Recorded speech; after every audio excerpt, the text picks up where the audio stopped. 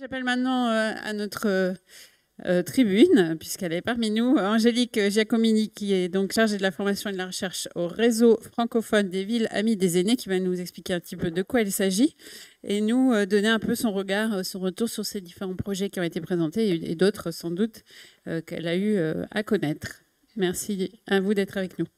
Merci beaucoup à vous. Bonjour à toutes et à tous. C'est un vrai plaisir pour moi d'être parmi vous aujourd'hui.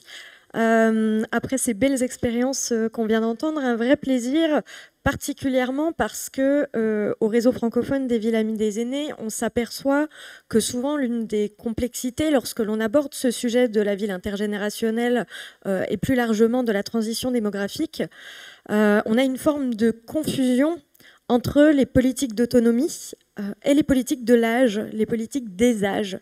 C'est-à-dire qu'on a tendance à plutôt aller, dès qu'on parle de vieillissement démographique, vers de la compensation, vers de la bienfaisance, vers des projets qui viennent réparer en fait le fait que les aînés ne puissent pas participer aux autres projets qui sont dédiés à l'ensemble des habitants. Donc vous entendez la raison de mon plaisir à être là parmi vous aujourd'hui, puisque l'enjeu finalement il est lorsque on construit quelque chose dans le territoire, de bien prendre en compte les particularités de l'ensemble des générations, sans stigmatisation, et sur la question du vieillissement, il est essentiel de se redire que le vieillissement n'est pas la perte d'autonomie, le vieillissement n'est pas le handicap, qu'aujourd'hui 85% des 60 ans ou plus sont autonomes, et pour autant qu'ils peuvent avoir des particularités en termes de rythme, du fait du passage à la retraite, pour des raisons de veuvage, de par leur grand-parentalité par exemple, des particularités qui nécessitent qu'on ait des égards particuliers pour qu'ils se sentent bienvenus au même titre que les autres générations dans les projets qui sont proposés dans le territoire. On a évoqué pas mal de fois la question des coûts. Financièrement, le fait d'intégrer dès le départ ces particularités et de permettre à chacun de participer à ce qui est proposé aux habitants, c'est justement éviter de devoir refaire à côté des dispositifs pour réparer le fait que ces habitants ne puissent pas être présents sur ce qui est proposé au plus grand nombre. La ville intergénérationnelle, je trouve également que c'était une belle façon de la présenter à travers ces projets, parce que là aussi, le risque de la notion d'intergénération, c'est de l'imaginer sous forme de micro-projets qui seraient apposés les uns à côté des autres. Alors certes, il y a des projets très chouettes qui se font sur des rencontres entre les aînés d'un EHPAD avec les enfants d'une crèche, etc., etc. Mais cette notion d'intergénération comme projet de territoire, comme projet de société, je dirais même, est plus large et passe finalement par l'implication d'une multitude d'acteurs qui ne sont pas uniquement des acteurs du champ du médico-social. Et il est encore nécessaire de constater que lorsqu'on parle vieillissement, le plus souvent, ce sont des acteurs du champ du médico-social qui s'expriment. Et c'était donc là aussi une vraie richesse, je trouve, d'avoir à la fois des maires et non pas des adjoints aux affaires sociales ou autres, des maires ou des architectes et autres qui s'expriment sur ces sujets-là et qui donnent une dimension, une profondeur à ces enjeux qui donnent en tout cas vraiment l'ampleur de ce défi au niveau de la société. Sur cette question du vivre ensemble, je crois qu'il y a un vrai enjeu autour du fait de faire société. Faire société, alors je ne sais pas vous, mais moi le week-end, quand je vais faire quelque chose, je me dis pas tiens je vais aller à tel endroit parce que je vais y rencontrer des vieux ou des moins vieux, etc. On finit par se retrouver ensemble dans des endroits parce que justement il y a eu des égards pour chacune des générations et tout simplement qu'on a envie d'aller à la piscine parce qu'on se dit que c'est fait pour nous et que la personne âgée elle va se dire aussi que c'est fait pour elle et donc qu'on va s'y retrouver avec plaisir autour d'un intérêt commun. Et c'est vraiment là quelque chose de clé. C'est-à-dire que l'intergénération, on a le droit de choisir les moments où on vit en intergénération, qu'elle ne doit pas être subie à tout prix et à tout moment de nos vies. Moi, il y a des moments, je n'ai pas envie d'être en intergénération, j'ai envie d'être au calme et qu'il n'y ait pas des enfants qui crient dans tous les sens. Et puis, il y a d'autres moments, ça va me faire plaisir de vivre en société, des choses comme ça. Quand on est âgé, en plus, il y a une spécificité assez complexe, c'est qu'on a tendance à toujours nous ramener à notre expérience, à notre passé. Alors que nous tous, quel que soit notre âge, on a une expérience, on a un passé, mais on est aussi dans le présent et dans l'avenir.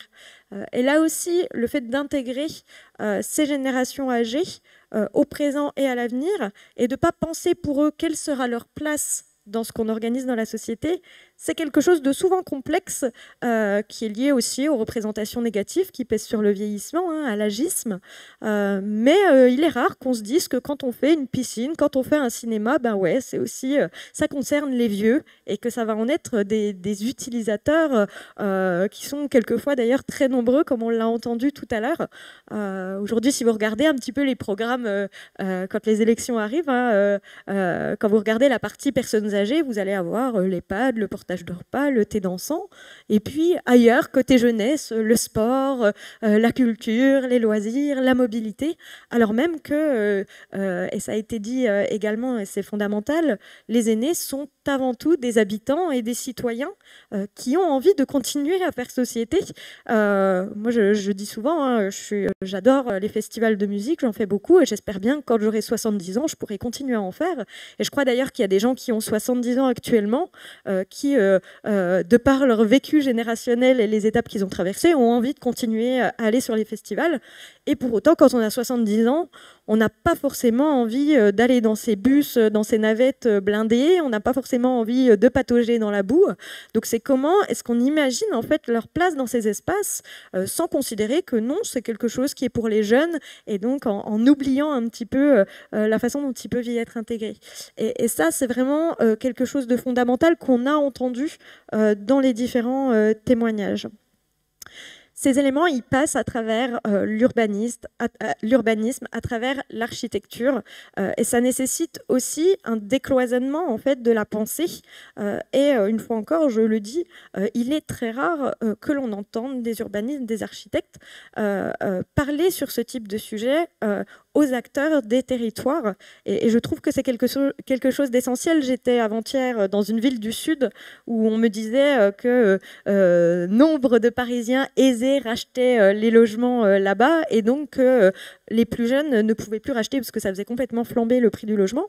Donc sur une dynamique intergénérationnelle, on voit bien que c'est sympa de faire des ateliers intergénérationnels et des goûters intergénérationnels, mais en fait, si on ne peut plus avoir de mixité au sein même des habitants qui vivent un territoire, ça devient extrêmement compliqué, et que la première intergénération, elle est là, elle est dans le fait de vivre ensemble les espaces publics, et ça nécessite une stratégie politique de développement de territoire qui fait qu'aujourd'hui, des élus à l'habitat, quand ils font leur PLH, ils devraient avoir cette vision-là, et que c'est malheureusement pas toujours le cas, parce qu'à force de considérer qu'on ne travaille pas pour telle ou telle génération, mais qu'on travaille pour tout le monde, on ne travaille plus pour grand monde. Donc il y a vraiment un défi très fort à ce niveau-là. Un défi très fort aussi autour du fait de ne pas être stigmatisant, et c'est ce que j'ai trouvé aussi intéressant, c'est-à-dire qu'on ne va pas mettre une étiquette bienvenue aux aînés, on a pensé à vous, regardez, le sol est antidérapant et les bassins adaptés à votre situation, mais en fait l'enjeu, c'est simplement que chacun ait le sentiment qu'on a pensé à lui quand on a construit le projet et s'y sentent très naturellement bienvenus. Et c'est compliqué ça aussi dans les politiques, parce que quand on fait de la politique, on a aussi envie de dire aux gens, regardez ce qu'on a fait pour vous. Et ça nécessite une grande humilité que de penser la place de chacun sans forcément le revendiquer et l'étiqueter comme tel. Et je termine là-dessus sur l'intergénération aussi, et on l'a très bien entendu dans le dernier témoignage, sur le fait que sur l'intergénération, comme sur la lutte contre l'isolement, comme sur le fait de continuer à faire territoire ensemble, il y a un vrai défi sur la gratuité des temps qu'on vit ensemble et sur la gratuité des échanges. C'est-à-dire que le fait de réunir des gens, voilà, par exemple, c'est pas la même chose d'avoir une aide à domicile qui vient vous voir ou un bénévole d'un réseau de lutte contre l'isolement que de rencontrer des gens dans la rue avec qui on échange de façon totalement gratuite dans une dynamique de réciprocité. Et le fait de construire le territoire dans cette idée que les gens puissent continuer très naturellement, lorsqu'ils avancent en âge, à participer au projet, à aller dans les espaces et dans les lieux, c'est aussi permettre cette gratuité des échanges qui favorise une très grande qualité de vie et qui lutte contre l'isolement, puisque le vieillissement actif, le fait de permettre aux gens de continuer à sortir comme ils l'ont toujours fait, en ayant le sentiment que le territoire est adapté à leurs besoins et à leurs envies. Je le dis là aussi, parce que quand on parle de vieillissement, on parle souvent des besoins et pas beaucoup des envies. Le fait de pouvoir continuer à sortir, c'est aussi continuer à avoir du lien social, c'est aussi du vieillissement actif, de l'activité physique, et donc des choses essentielles pour la santé. Je voulais terminer avec un dernier point qui me semble essentiel, c'est que cette notion d'intergénération, cette notion de défi démographique, c'est un levier de développement territorial. C'est quelque chose qui apporte du dynamisme. Et je vous le disais, les représentations sociales négatives qui pèsent sur le vieillissement tendent quelquefois à nous faire oublier cet aspect-là. Mais les aînés, au même titre que les autres habitants, sont une ressource pour les territoires et un vecteur de dynamisme très important. Et donc, le fait de continuer à leur permettre de vivre la ville aux côtés des autres générations, c'est aussi permettre le bien-être de nombreux bénévoles, de nombreux consommateurs, de nombreux grands-parents, de nombreux élus qui sont des ressources locales très très fortes dans les territoires. Sortir de la compensation ou de la bienfaisance, c'est aussi permettre aux gens d'être au cœur du projet. Et pour permettre ça, pour avoir ces égards dont je parlais tout à l'heure, aux particularités qui sont liées à l'avancée en âge, on n'a pas le choix que de faire avec les gens, avec leur expertise d'usage des territoires, parce qu'on n'est pas à leur place. On peut essayer de comprendre ce qu'ils vivent, on peut apporter un éclairage technique sur ce sujet, mais le fait de faire émerger leurs paroles et de co-construire des projets dans les territoires avec eux, c'est là aussi un axe essentiel pour permettre la qualité des projets qui vont émerger dans les territoires. Il y a aussi un aspect essentiel à la partie pluridisciplinaire et à l'émergence d'une transversalité très forte. Et c'est ce que je vous disais sur l'intérêt d'entendre des acteurs qui ne sont pas les premiers concernés par ces thématiques de la gérontologie. Et on le trouve dans de nombreux exemples. Je pense à des territoires qui travaillent sur des chartes avec des commerçants pour permettre un meilleur accueil des aînés dans les commerces. Alors, l'idée, ce n'est pas d'ouvrir des magasins pour les aînés, mais plutôt de s'assurer que les magasins écrivent assez gros sur les étiquettes, laissent une chaise à disposition, pourquoi pas proposent du portage à domicile, etc. etc. En tout cas, d'aller vers des acteurs qui ne se sentent a priori pas impliqués dans ce défi de la transition démographique, pour redonner là aussi de la modernité à ces enjeux et permettre une qualité de vie plus grande dans l'avancée en âge. Une politique moderne, une politique cohérente et aussi une politique structurelle, je le disais, qui ne se résume pas à une apposition de micro-projets les uns à côté des autres, mais une vision, un projet de territoire, une ambition qui devrait d'ailleurs, et là aussi on l'a entendu à plusieurs reprises, s'inscrire en complémentarité, en cohérence avec deux autres défis majeurs de notre société, que sont la transition numérique et la transition écologique.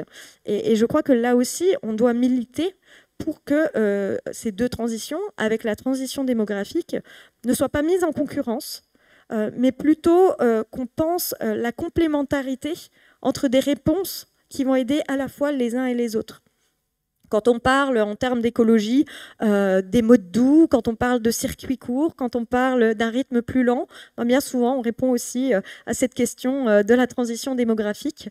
Donc il y a vraiment des ponts à faire pour ne pas hiérarchiser ces défis et plutôt donner de la complémentarité. Et je conclus simplement sur l'importance d'une vision globale, c'est-à-dire que les équipements, puisque c'était le thème de cette session, s'inscrivent dans un contexte plus global et on ne peut pas l'oublier. Et autour de ces équipements, il y a vraiment tout un tas d'enjeux autour de la mobilité. Je pense par exemple à des villes qui développent par exemple le covoiturage culturel pour se rendre sur des lieux ensemble. Mais par exemple le plan lumière, est-ce qu'on imagine le plan lumière pour ce moment où on sort du théâtre et qu'il fait nuit? Est-ce que c'est bien adapté? Est-ce que le sentiment de sécurité est pris en compte pour permettre aux gens de continuer à profiter de tout ça? Et puis, par exemple, la mise en place d'offres petits-enfants, grands-parents, puisqu'on sait là aussi qu'il y a quelque chose de très fort qui se joue à ce niveau-là. Et je voulais dire aussi que quelquefois, on met vraiment tout en place pour que les gens soient bienvenus au théâtre, au cinéma, à la piscine ou autre, pour que les aînés soient bienvenus.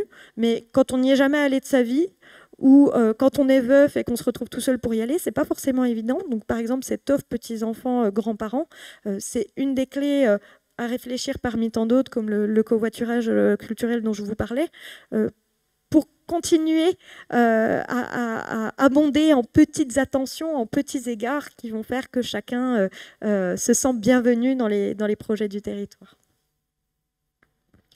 Merci infiniment, Angélique Giacomini, pour cette analyse qui est à la fois très complète, très concrète et très positive, il faut le dire. Et donc, j'espère qu'on ressort tous à la fois heureux et puis plein de bonnes idées pour travailler cette question de l'intergénérationnel que vous décrivez si bien, pas comme une question de cible, mais bien comme une question de vivre ensemble. J'en profite pour profiter, puisque votre expertise est grande, que vous êtes en cours de doctorat, un doctorat en sociologie, au centre Georges Chevrier à l'Université de Bourgogne-Franche-Comté. Donc, c'est un travail sur lequel vous vous investissez fortement, un travail de thèse qui a pour objectif de déterminer les principaux leviers de réussite ou les difficultés rencontrées par les communes dans la mise en œuvre d'une politique publique d'adaptation de la société au vieillissement. Donc, on voit que vous êtes au cœur de votre spécialité et on l'a bien entendu. Merci beaucoup pour cette analyse et cette ouverture sur les sujets qu'on a essayé de mettre à l'ordre du jour aujourd'hui. Du coup, vous ne nous avez rien dit sur le réseau francophone des villes amies des aînés. Je vous laisse encore 3 minutes si vous voulez quand même nous le présenter. C'est gentil. Merci. Donc, j'en profite pour ajouter que le doctorat est terminé. Ça y est, c'est une étape de passé. Voilà, mais ça a été un plaisir, très intéressant. Le réseau francophone des villes amies des aînés, merci vraiment en 3 minutes. Donc, on est une association de collectivités territoriales de toute taille et de tous échelons qui se réunissent et s'engagent en faveur de cette transition démographique en lien avec les enjeux dont je viens de vous parler là. Donc, c'est à la fois, donc on est affilié à l'Organisation mondiale de la santé pour promouvoir ces enjeux, et c'est à la fois un réseau qui fait vivre le partage d'expériences, la valorisation de bonnes initiatives, la formation, la recherche, et puis tout dernièrement le lancement d'un label qui permet d'assurer une démarche qualité dans les territoires, dans la mise en place des différentes étapes de cette démarche à travers un état des lieux, un diagnostic participatif, un plan d'action qui viennent s'inscrire dans les enjeux majeurs de cette dynamique que sont la consultation des habitants, la lutte contre l'agisme et la transversalité des politiques publiques.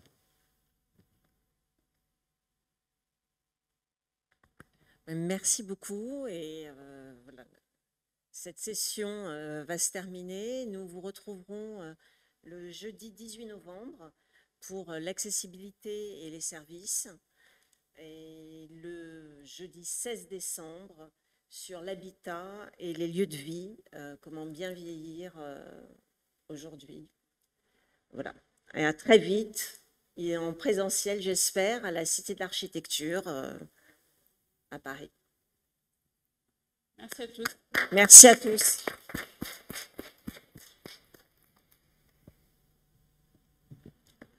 Merci à tous et au 18 novembre.